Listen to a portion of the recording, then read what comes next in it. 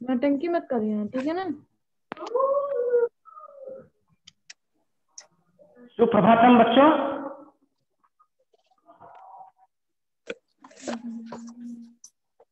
आवाज आ रही है? Yes sir. अच्छा, यस सर। आज हम चाणक्य वचनानी नामक पाठ है, इसको पढ़ते हैं।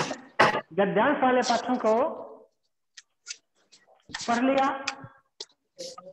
हालांकि श्लोक वाले पाठ भी पढ़ चुके थे, लेकिन रिवीजन के तौर पर इसको फिर से पठन करते हैं। जितने भी गद्यांश के पाठ हैं क्रमशः हमको शुरू करेंगे। आज चतुर्था पाठ चाणक्य वचनानी है, इसको निकाल लीजिए, पुस्तक में खोल लीजिए।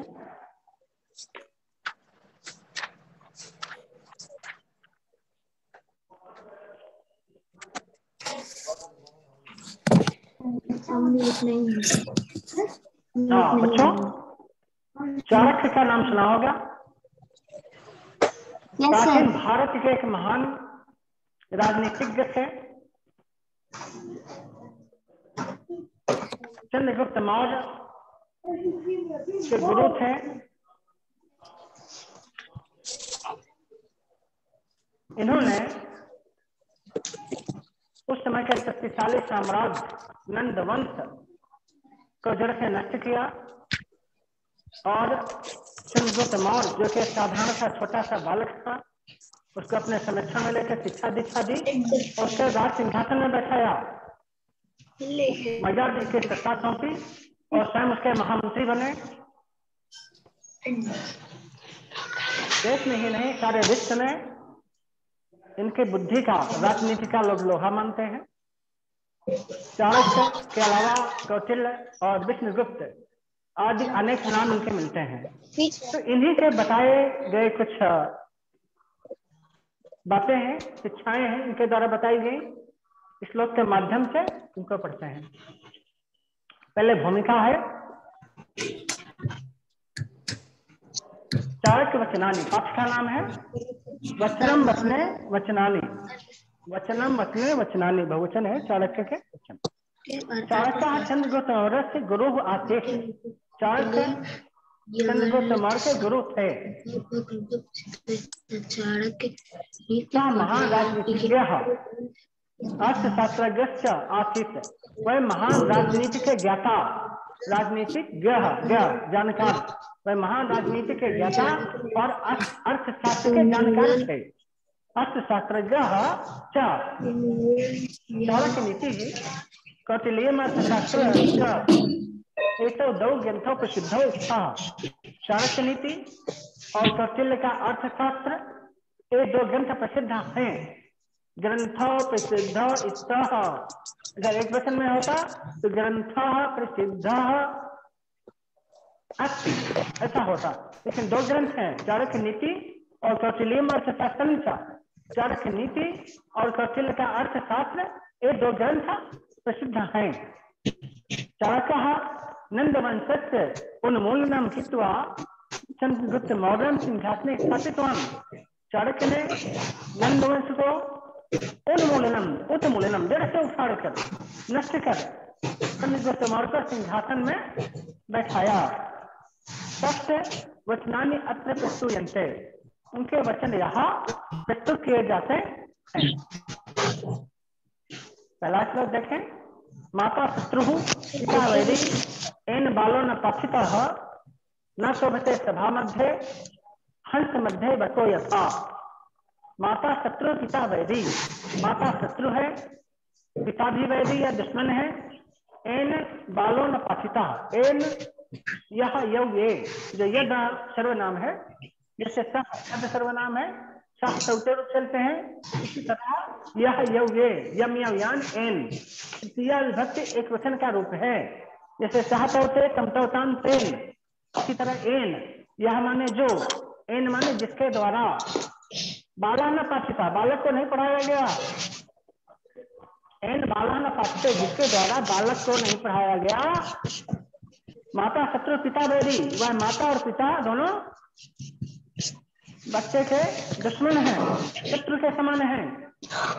क्यों? इसलिए क्योंकि न शोभते सभा मध्य, वह अनपढ़ बालक सभा मध्य न शोभते, सभा के मध्य विद्वानों की सभा में शोभायमान नहीं होता। हंस के मध्य बका यथा, यथा माने जैसे हंसों के बीच में बगुला। हंस की विशेषता होती है क्षीर नीर विवेक में, अर्थात दूध और पानी को मिला के रख दीजिए। हंस दूध पी जाता है, पानी छोड़ देता है, ऐसा उसमें गुण होता है, विशेषता होती है। और बगुले में गुण नहीं होता है। जिस प्रकार हंसों के बीच में बगुला शोभायमान नहीं होता है, शोभित नहीं होता है, इसी भांति विद्वानों की सभा में वह अनपढ़ बालक शोभायमान नहीं होगा, उपहास का पात्र बनेगा, हंसी का पात्र होगा। इसलिए जिस माता पिता ने इनके द्वारा बालक निभाया गया वे उसके शत्रु हैं, क्योंकि विद्वानों की सभा में अनपढ़ बालक न शोभायमान नहीं होता, जैसे हंसों के बीच में बगुला। अगला देखें, अधमाः धनम इच्छन्ति, धनम मानव से मध्यमाः, अधमाः धनम इच्छन्ति, धनम मानव से मध्यमाः, उत्तमाः मानव इच्छन्ति, मानो ही महताम धनम, उत्तमाः मानव इच्छन्ति, मानो ही महताम धनम। तीन प्रकार के मनुष्य बताए गए, तीन श्रेणियां हैं मनुष्यों की, तीन कोटि के मनुष्य हैं, अधम, मध्यम और उत्तम। अधम माने होता है नीच, निम्न श्रेणी का, मध्यम और उत्तम माने श्रेष्ठ। ठीक है, तो अधमाः धनम इच्छन्ति, जो अधम व्यक्ति है, नीच श्रेणी के व्यक्ति हैं, वह धन चाहते हैं। धनम मानव से मध्यमाः, जो मध्यम कोटि के व्यक्ति हैं, धन भी चाहते हैं, मान सम्मान भी चाहते हैं। अधम कोटि के व्यक्ति जो निम्न श्रेणी के मनुष्य है, वह सिर्फ धन ही चाहते हैं, चाहे जैसे मिले। जबकि मध्यम कोटि के व्यक्ति धन के साथ मान सम्मान भी चाहते हैं। लेकिन जो उत्तम कोटि का व्यक्ति है, उत्तम श्रेणी का मनुष्य है, वह सिर्फ मान सम्मान ही चाहता है। उत्तमाः मानव इच्छन्ति, उत्तम कोटि का व्यक्ति सिर्फ मान सम्मान चाहता है, क्योंकि मानो ही महताम धनम, मान ही महापुरुषों का धन होता है। ठीक है, मनुष्य की तीन श्रेणियां बताई गई, अधम, मध्यम और उत्तम। जो अधम व्यक्ति होते हैं, नीच होते हैं, वे सिर्फ धन चाहते हैं। मध्यम कोटि के व्यक्ति धन के साथ मान सम्मान भी चाहते हैं, जबकि उत्तम श्रेणी का व्यक्ति सिर्फ मान ही चाहता है, क्योंकि मान सम्मान ही महापुरुषों का धन होता है। जल बिंदु निपातेन, अगला श्लोक है, जल बिंदु निपातेन क्रमशः पूर्यते घटः, हेतु सर विद्यानाम धर्मस्य च धनस्य च। जल बिंदु निपातेन, पानी की बूंद, निपात माने डालना नीचे की ओर, उड़ेलना। पानी की बूंदे डालने से क्रमशः घटा पूर्यते, क्रमशः घड़ा भर जाता है। पानी की बूंदे डालने से क्रमशः घड़ा भर जाता है, बूंद बूंद से घड़ा पूरा हो जाता है। हेतु सर विद्यानाम धर्मस्य च धनस्य च, अर्थात सभी विद्याओं का, धर्म का, धन का यही नियम है, यही विधि है, यही ढंग है, यही तरीका है। अर्थात थोड़ा थोड़ा सा धन इकट्ठा करेंगे, बहुत सा इकट्ठा हो जाएगा। थोड़ा थोड़ा सा आप पढ़ेंगे तो विद्वान हो जाएंगे। और धर्म भी, धार्मिक कार्य थोड़े थोड़े से करते जाएंगे तो बहुत सा भंडार हो जाएगा।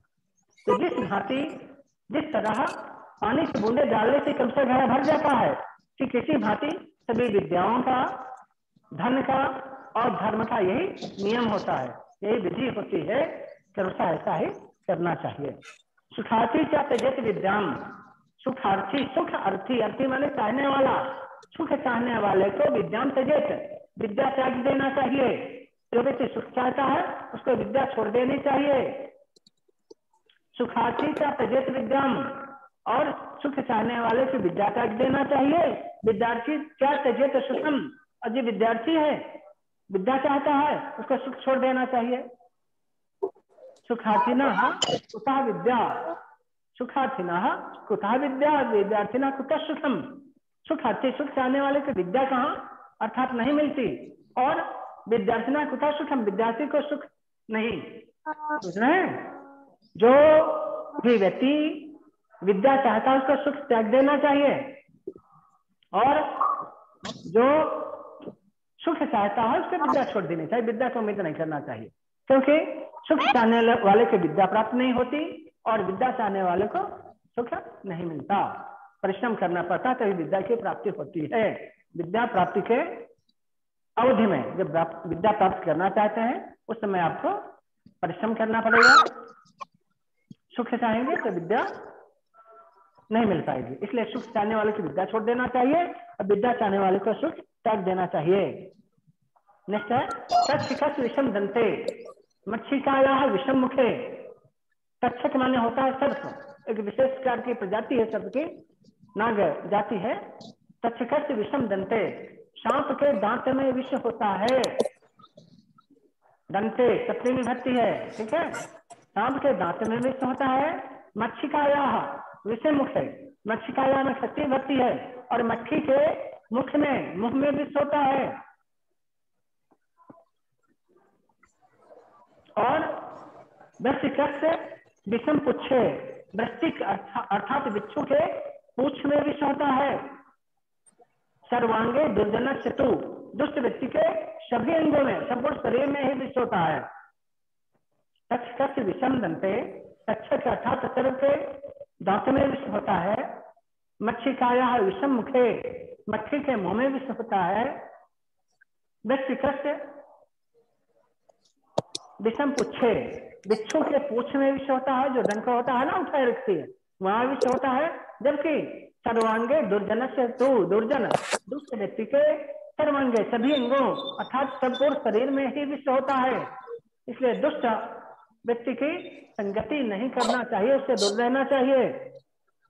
काम धेनु गुणा विद्या सर्वदा फलदायिनी, विद्या काम धेनु गुणा, काम धेनु गाय के समान विद्या गुणवती है। जैसे इच्छित फल प्रदान करने वाली कामधेनु गाय है, स्वर्गलोक में है, देवराज इंद्र के पास है। तो कामधेनु गुणा विद्या, विद्या कामधेनु गाय के समान गुणवती है। सर्वदा फलदायिनी, सर्वदा माने हमेशा अच्छा फल देने वाली है। प्रवासे मातृ सदृशी, प्रवास माने घर से बाहर विदेश में माता के समान, जैसे माता ध्यान रखती है अपने बेटे का, इसी बात विद्या माता के समान होती है। प्रवास में विद्या गुप्त धनम, गुप्त धन है, स्मृतम याद रखना चाहिए, अथवा गुप्त धन की भांति छिपाए गए धन की भांति विद्या को याद रखना चाहिए, उसको चिंतन करते रहना चाहिए, अभ्यास करते रहना चाहिए। ठीक है। और अगला है एकेनाथ सुवृक्षण पुष्पितेन सुगंधिना, एकेनाथ सुवृक्षण पुष्पितेन सुगंधिना वासितम तद्वनम सर्वम सुपुत्रेण कुलम यथा। एकेनाथ सुवृक्षण पुष्पितेन सुगंधिना, सुवृक्षण सुंदर वृक्ष के द्वारा, पुष्पितेन फूलों से लदे हुए, सुगंधिना मान सुगंधित, फूलों से लदे एक सुगंधित वृक्ष के द्वारा, वासितम तद्वनम सर्वम संपूर्ण जंगल सुवासित हो जाता है, महक उठता है, सुगंधित हो जाता है। सुपुत्रेण कुलम यथा, जैसे अच्छे पुत्र से कुल का यश फैलता है, कुल का नाम होता है, ठीक इसी भांति जैसे एक फूलों से लदे सुंदर वृक्ष के द्वारा संपूर्ण जंगल सुवासित हो जाता है, सुगंधित हो जाता है, महक उठता है, ठीक उसी भांति अच्छे पुत्र से, सुपुत्र से अच्छे पुत्र के द्वारा कुल का यश फैलता है, नाम होता है। इस तरह महान विद्वान, महान राजनीतिज्ञ आचार्य चाणक्य के कुछ वचनों को हमने इन श्लोक के माध्यम से समझा, पठन किया, अर्थ समझा, भाव समझा और आगे अभ्यास कार्य में चलेंगे। इसके पहले कुछ शब्दार्थ दिख रहे हैं, एक नजर डाल लेते हैं। बका माने बगुला, जानते हैं आप लोग, महताम श्रेष्ठ लोगों का, अधमा निम्न कोटि के, तक्षक सर्प, मच्छिका माने मक्खी होता है, वृश्चिका माने बिच्छू, पुच्छे पूछ में, प्रवासे यात्रा में या विदेश में, वासितम माने सुगंधित, कामधेनु गुणा इच्छा पूरी करने वाली गाय के समान गुणवती, मातृ सदृशी माता के समान। कुछ कठिन शब्द है। अब नेक्स्ट पेज में देखेंगे अभ्यास कार्य है, एक पदेन सबसे पहले करेंगे, इसके बाद फिर ब्लैक बोर्ड का सहारा लेंगे। एक पदेन में मैं चाहूंगा कि आप लोग इसका जवाब दें। तो पहला प्रश्न है अपाक्षिता बाला कुत्र न शोभते, सभा मध्ये, उत्तरम उत्तर देना है, सभा मध्ये। ठीक है। अपाचितः बालः कितना शोभते, उत्तर में हो गया सभा मध्य। अगर एक वाक्य में एक वाक्य के द्वारा उत्तर देना होता तो हो जाता अपाचितः बालः सभा मध्य न शोभते, लेकिन यहाँ एक पद में एक शब्द में उत्तर देना है, इसलिए सिर्फ सभा मध्य। नेक्स्ट क्वेश्चन है महतां धनम किम, मानः मानः, मानः, मानो है तो मानः, महतां धनम मानः। तच्छिकस्य विषम कृत्य वर्तते, दन्ते दन्ते, साम का विष दांत में होता है, दन्ते। प्रवासे विद्या की दृष्टि भवति, मात्र सदृशी माता के समान, ठीक है। वृक्षिकस्य विषम कृत्य वर्तते, उच्छे बिच्छू का विष पूछ में होता है, उसको उठाए रखती है, देखो दंक अपना कि मेरे पास ये ताकत है, ठीक है। मक्षिकायाः विषम कृत्य वर्तते, मुखे, ठीक है। मक्षिका यहाँ पर स्त्रीलिंगम है, तो मक्षिकायाः षष्ठी विभक्ति है। मक्खी का विष कहाँ पर होता है, मुखे, मुख में होता है, मुख में, ठीक है। और अब एक वाक्य में प्रश्न है, तो मैं समझता हूँ कि इसको ब्लैक बोर्ड से हम लिखते हैं, आप लोग भी नोट्स तैयार करते जाइए, ठीक है।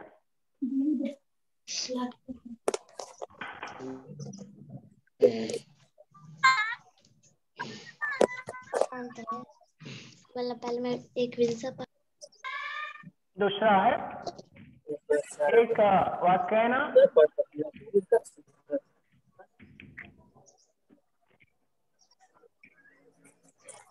उत्तरम लिखा था।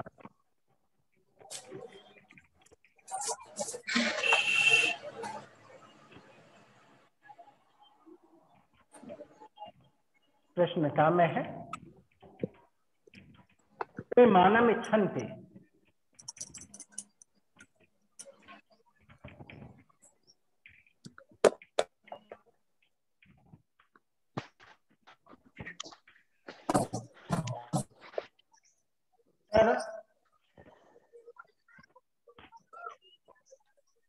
उत्तमाः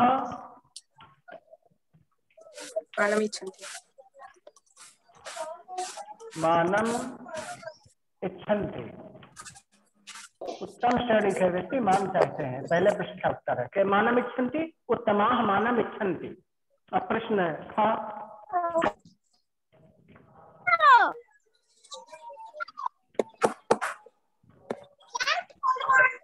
सुखार्थी किम न प्राप्नोति। अगला प्रश्न है सुखार्थी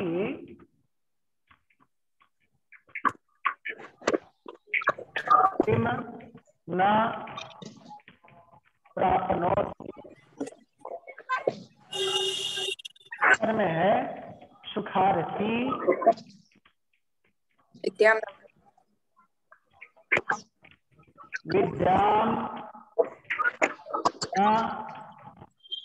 प्राप्नोति।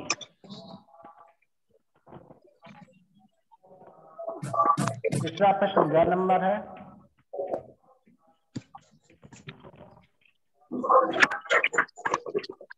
विद्यार्थी किम न प्राप्नोति।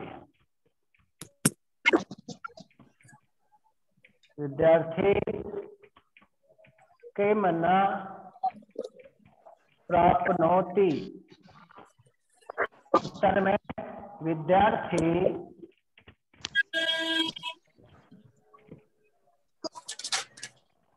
सुखम न प्राप्नोति, विद्यार्थी सुख नहीं पाता, ठीक। अगला है प्रश्न धा, उत्तर धा। विद्या की दिशम धनम भवति,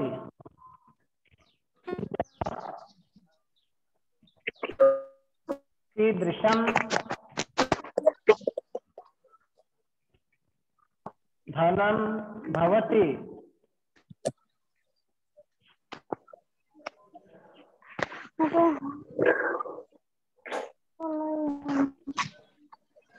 हाँ, अगला क्वेश्चन है विद्या कीदृशम धनम भवति, उत्तर में विद्या गुप्त धनम भवति, ठीक है। अगर नीचे का नहीं दिख रहा तो हम उसका उत्तर बता रहे हैं, विद्या गुप्त धनम भवति। सुनाई पड़ रहा है, यस सर। Yes sir. हाँ, अगला यस क्वेश्चन सर। है कथम पूर्यते। प्रश्न नंबर अंगा में है घटः कथम पूर्यते।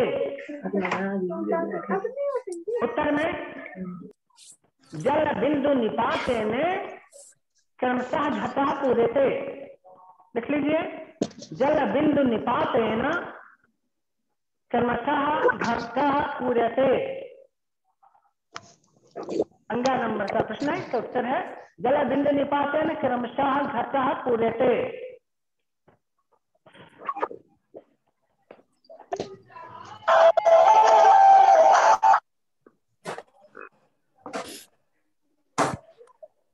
पूरा हो गया? Yes sir. चलिए आगे बढ़ते हैं। प्रश्न नंबर 3। पेंसिल पेन उठाइए, किताब में है, इसमें देख लेते हैं। कोष्ठकात् उचितानि पदानि चित्वा व्यतिष्ठानानि पूरेत। कोष्ठक के उचित शब्द चुनकर खाली स्थान भरना है।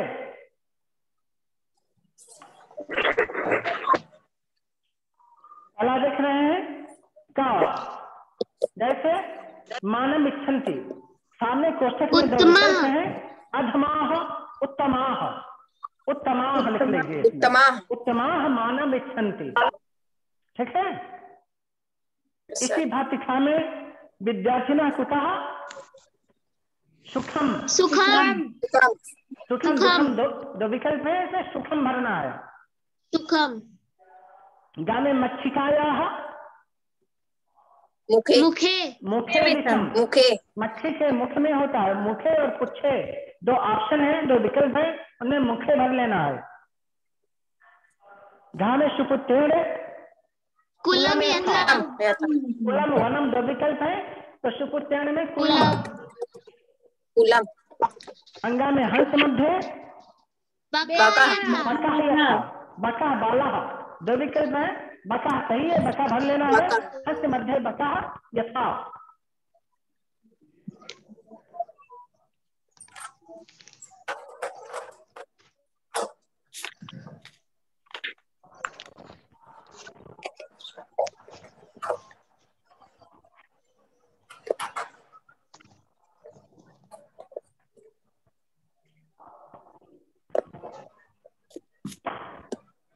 हाँ, प्रश्न नंबर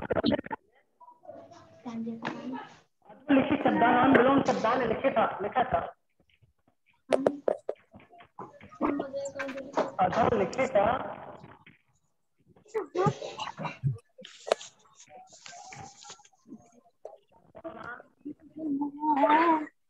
विलोम शब्दान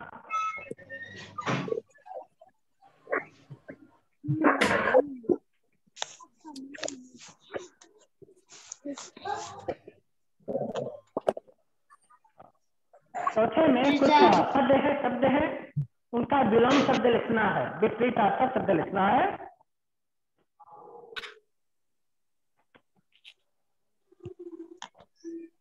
शब्द और विलोम, ऐसे दो कलम बना लीजिए।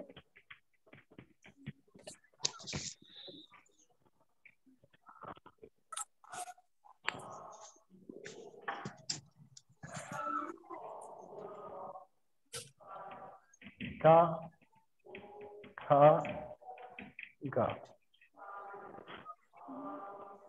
हाँ, का में है सुखारथी।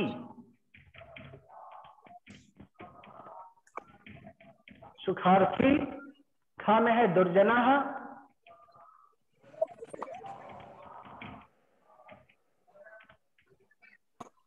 गा में है सत्यम। सुखार्थी में हो जाएगा दुखार्थी।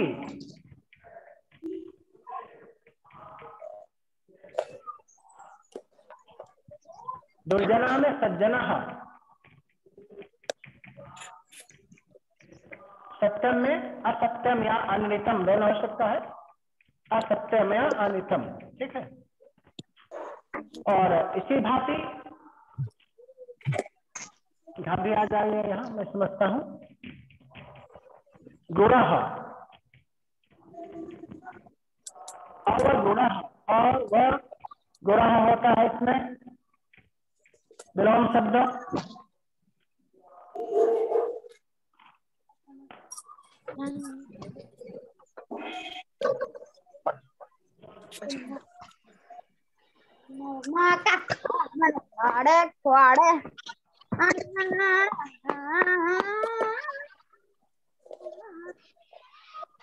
अगला अंगा में है धर्म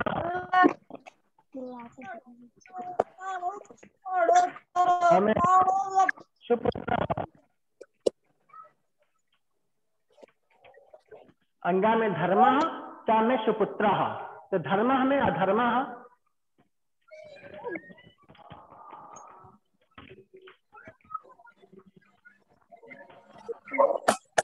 सुपुत्र। हाँ देखेंगे नजर पहला सुखार्थी का विलोम दुखार्थी, दुर्जना का सज्जना हो, सत्यम का असत्यम, गुण में अवगुण हो, धर्म का अधर्म हो, सुपुत्र में कुपुत्र हो। ये विलोम शब्द हो गए।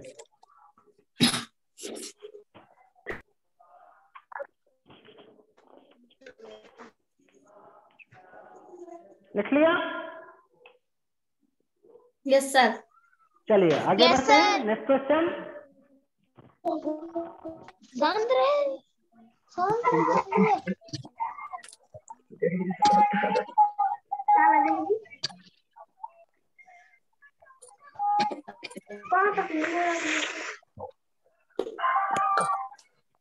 पांचवा प्रश्न है समानार्थक शब्दों में लिखा था समानार्थक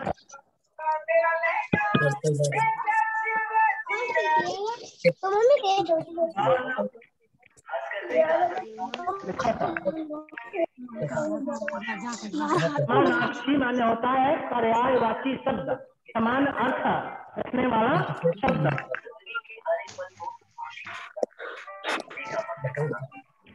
शब्द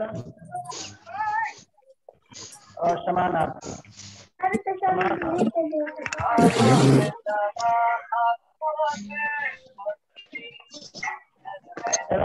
है माता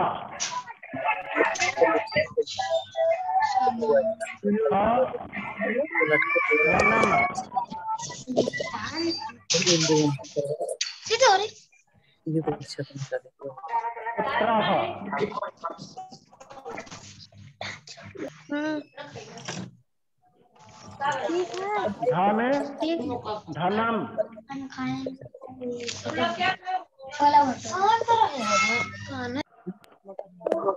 हाँ इन पदों में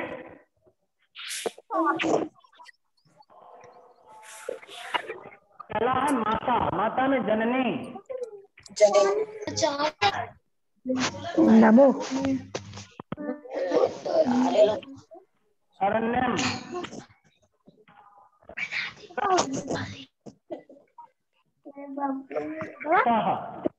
धर्म प्रथम वित्तम। ठीक है, माता जननी, वनम अरण्यम, काननम, पुत्र पिता, धनम अर्थम वित्तम आदि होता है। नमो लिख ले अच्छे से। चलिए आगे बढ़ते हैं। पूरा हो गया? प्रश्न नंबर 6 देखिए। किताब में ही करवा देते हैं इसको। किताब उठा लीजिए, पुस्तक लीजिए हाथ में। देखेंगे पदानाम विभक्ति वचनम से लिखा था, शब्दों का विभक्ति और वचन लिखना है। उदाहरण दिया है यथा रामेण तृतीय एक वचनम, इसी भाषिका में है माता प्रथमा विभक्ति एक वचनम। लिखते चलिए, माता में प्रथमा विभक्ति एक वचनम, पिता में भी प्रथमा विभक्ति एक वचनम, उत्तमा में प्रथमा विभक्ति बहुवचनम,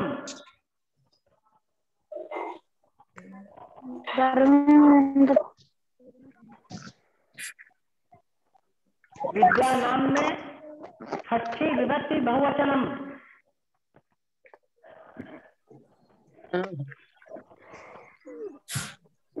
पुष्पितेन में तृतीया विभक्ति एकवचनम। पुष्पितेन तृतीया विभक्ति एकवचनम।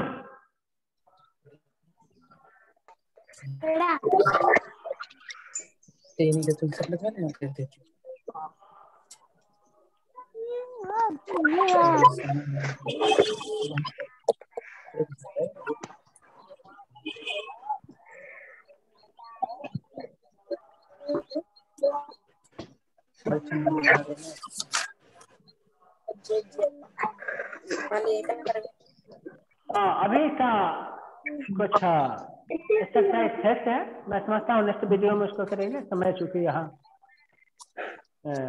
पूरा दिखा रहा है, ओवर हो रहा है, नेक्स्ट कोई सब्जेक्ट है, इसलिए अब हम इसको यहीं से बंद करेंगे। नमो जल्दी आना दोबारा, शेष भाई पूरा करेंगे।